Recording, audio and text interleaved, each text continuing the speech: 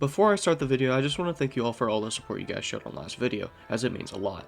And thanks to SoThingsSound1538 in particular for suggesting this path, as I had a lot of fun playing it. And if you have any other countries or even other games you want to see me play, leave them in the comments below. But anyway, back to the video. In 1921, 2 years after the defeat of France, Britain would sign a peace with honor with Germany, which would end the First World War. And even though the British Empire was mostly untouched, the people had lost all faith they had with the current government, which would come to a head in 1925 when a small coal mining dispute would escalate, and after 6 weeks of chaos, most of the British establishment, including the royal family, had fled to Canada, which would allow for a new Union of Britain to be declared. And 11 years later, a critical moment in the New Britain's history would happen, with the 1936 Congress of Trade Unions being called to decide which ideology they would follow. And even though I had picked the totalist led by Oswald Mosley, this is only so I could launch a military coup with Percy Hobart to bring back order and restore Britain's glory. And the first step is to get the totalists in charge. And to do this, all you really have to do is side with them for all the events you get from the 1936 Congress of Trade Unions focus. And after siding with them for most of the events, they would secure a majority which would allow me to move on to step 2, which was going down their focus tree. But while going down this tree, the most important event would show up, which was the report on anti-Mosley activity, and in this event, you have to make sure that you pick the option that doesn't get rid of Percy Hobart. But once that's done, you should be good just to continue going down the totalist tree until after completing the revolution focus. And once you complete the revolution focus, you should get an event in which instead of going the legal way or arresting enemies, you will declare martial law, which will give you another event in which you have to pick the bottom option, which is Hobart's soldiers are able to overcome Honer, which will make you leave the Third International and put Percy Hobart in charge. And after waiting a bit, you should get an event on the junta's next move, which, if you want, you could choose to become the United Kingdom, but for this path, you have to choose the top option, which creates the Provisional Government of Great Britain and unlocks you a new focus tree. And the next step is to go down the small tree at the top, and once you complete the Return of the True Exiles focus, you'll get your last event chain, in which first you pick the bottom option, then the next event you only get one option to pick from, then the event after that you click the bottom option, and in the last event you select the bottom option again, which finally lets you go down Percy Hobart's tree. And right after this, stability returns to the US, and of all people to do it, it would be Alf fucking Landon. I mean, I didn't even know this dude was in KaiserreduX, and I looked him up and apparently his path is really overpowered as well. But I guess overpowered paths in KaiserreduX are about as common as Israel killing unarmed civilians, so I'm not really surprised. Also around the same time, I noticed that a certain Jew-hating dictator with a very famous mustache would become leader of a very mountainous country, as somehow Stalin returned, even though he wasn't in power in the first place. But that doesn't really matter because he got like kirked later or something. But anyway, back to me. As after going down a good part of my political tree, sending a small volunteer force to the Spanish Civil War, and America, for some reason giving back most of Mexico's old land, I'd finally get to the fun, as the first thing I got to do is decide what faction I would join or if I should make my own. And although the two options I have are very tempting, as I get to choose between the Russian and German factions, I would decide to make my own, as along with the fact that I'm a rebellious bad boy, I could also invite a bunch of countries that weren't already in factions to my own faction, which is something I didn't know if I could do with the other factions. And so the process of inviting countries to my faction would begin, as at first I would focus on getting the heavy hitters like Brazil and the Belgrade Pact in. Then from there I'd work down my list, as I would invite Sweden, Denmark, Norway, Iceland, Portugal, and Bulgaria. And once I was done, my faction would turn out pretty powerful, and with footholds on 3 different continents, I could get up to tons of tomfoolery. But for now, that tomfoolery would have to be on hold, as I would begin preparing an invasion of Ireland. And after the landings were prepared, the Air Force mobilized, the Navy in position, and a precautionary save, I would start the invasion. And perhaps I'd gone a little overboard with the preparations, as once the first divisions began to land, it was all downhill from there, as I would quickly move through the countryside, and once Dublin fell, they capitulated. And now with Ireland back in the fold, and them definitely not ready to IRA every British car they see, I would start building up my military for the reconquest of the British Empire. But as I was doing this, Serbia would get invaded by the Illyrian state, which had broken away from Austria-Hungary. And even though I wanted to help, Greece had left our faction, and, along with the fact that that's just not very nice, also cucked me from being able to help my allies, so I would just have to sit around and hope that they could push to a port so I could help. But around the same time, the Spanish Civil War would end, and to congratulate them, I would start justifying a war goal. But that wouldn't be for a while, and my allies had just gotten a port, so now I could actually help them. But they had capitulated them before I got there, but that didn't really matter because I was just going to give all the land to Serbia anyway. But with that war done, I could focus on the Spanish again, as I would start training more divisions for my invasion of them, and also in the meantime I would annex Iceland for some reason. But that doesn't really matter, as after this, my war goal would finally be done on Spain, but they had joined the Third Internationale with France and Italy. But that wouldn't stop me, as even though they had a really big new ally, I could still win. And once I declared war, it went about how you would expect it to go, since they had just gotten out of a civil war. But even when they had capitulated and I started moving into France, I still didn't face much opposition, and at first I expected it to be the notoriously incompetent French High Command. But the actual reason was that Germany was invading from the north, which kinda sucked because I would have to split France with them. But it wouldn't be long before they would capitulate due to them fighting a two-front war, and once they did, I went to work making a perfect peace deal. As in this peace deal, I would take Spain, Mexico, and southern France, give Germany northern France, and split Italy between the rest of the factions in Italy. And although southern France and Spain were nice to have, the best thing I actually got was Mexico, as now the only thing between me and Canada were some pesky Yankees. And so the next thing on my checklist was to get rid of those pesky Yankees so I can invade Canada. And so I would start justifying a war goal on them, and after that I didn't really do too much. Well, other than for some reason join Brazil in a war against Argentina that went in for like 3 years.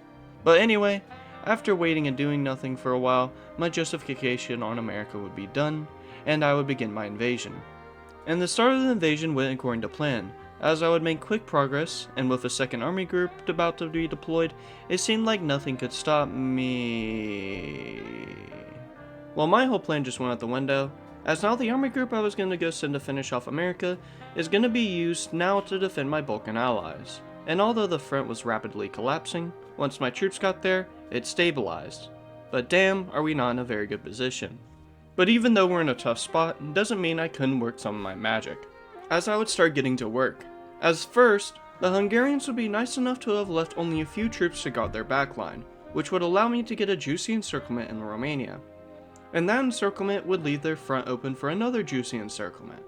And after finishing off those two encirclements, there was basically no troops on the Hungarian front, which meant that Austria would have to pull their troops from their front to defend the Hungarians. But that's exactly what I wanted, as once the troops moved away from the Austrian front, I would put my whole army there and push. And due to their limited amount of troops, and now Italy also joining in the war, it would be safe to say they were cooked. But this victory would come with some consequences, as due to me hard focusing on the Balkan front, I would forget about the American front, which would allow for them to launch a naval invasion behind my lines and almost encircle my whole army group.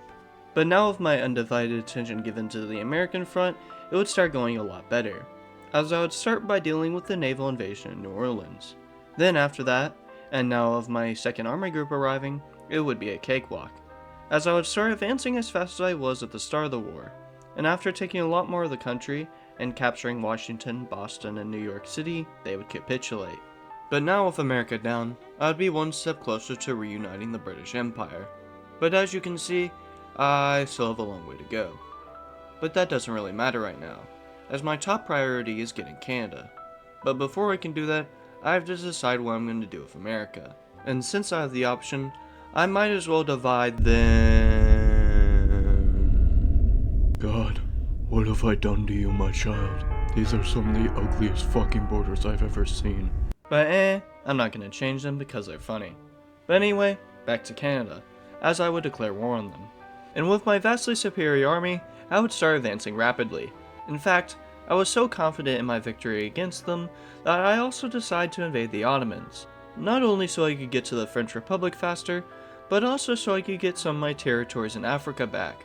And the invasion started off as planned, as I would quickly encircle the Ottoman army holding their territories in Europe and would start laying siege to Constantinople. But just as I had broken through the southern strait crossing, the Canadians would capitulate. And because of Percy Hobart's LARPing sessions of Cromwell, Holy Mouthful, I would be able to integrate them, which would give me access to like 5 more manpower and maybe 2 factories to use. and also an absolutely horrendous flag that I think constitutes a bullet to the head of whoever made it. But anyway, back to the Ottoman front, as once I finished off the juicy encirclement that I got in the north, it was basically wraps for them, as after getting another encirclement on the troops trying to escape from Constantinople, they would barely have any troops left, much less any to actually defend against me. And although the push was kinda slow due to most of the land I was pushing through being desert, I would eventually capitulate them. And along with the fact that this gave me an extra front to push the French Republic from, I would also be able to integrate Egypt. And even though that didn't really make sense, it would get me a fat stack of new manpower I could use, so I'm not really complaining. But anyway, after pushing the French Republic out of North Africa and retaking some of the French mainland, they would capitulate, which would only leave me at war with some of the bum Entente countries that I haven't capitulated yet. But that doesn't really matter right now, as now with most of North Africa secured, I could finally use all those war goals I had in Africa. So, after tying up some loose ends, I would declare war on all of them. But because of the supremacy in my army, most of my gameplay was just doing peace deals. So, instead of watching that boring gameplay, enjoy this time lapse instead.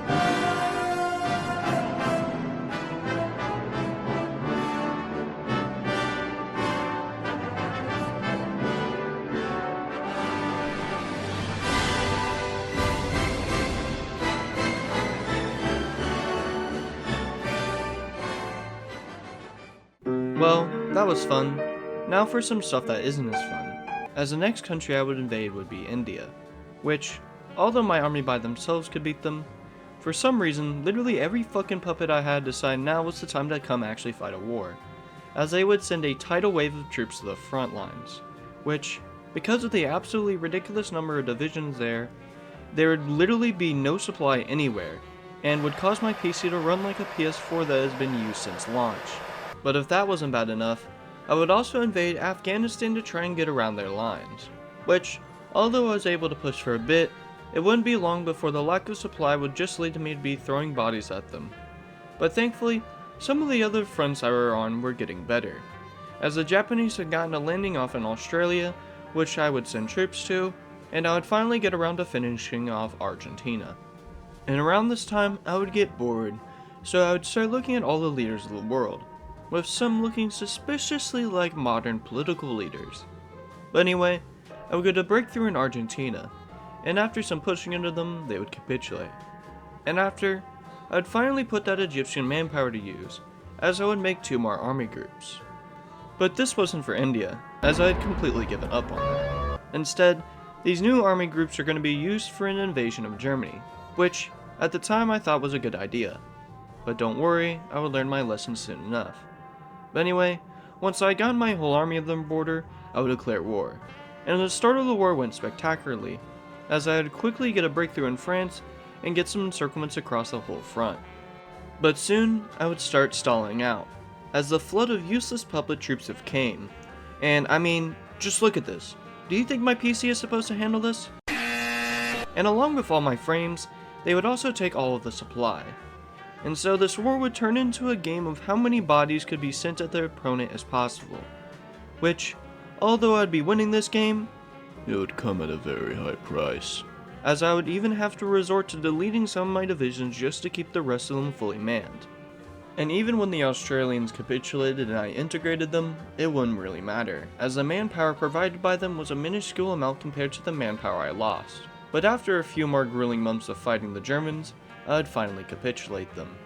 And so, I would finally push Britain to its limit, as I would basically have no one left to put into the army. And with my final 2 options for war being a Japan that controls all of East Asia and Russia, and somehow my PC running worse than it did in last video, I would decide to spare myself, and my PC, the torture of invading them, and would decide to end the run here.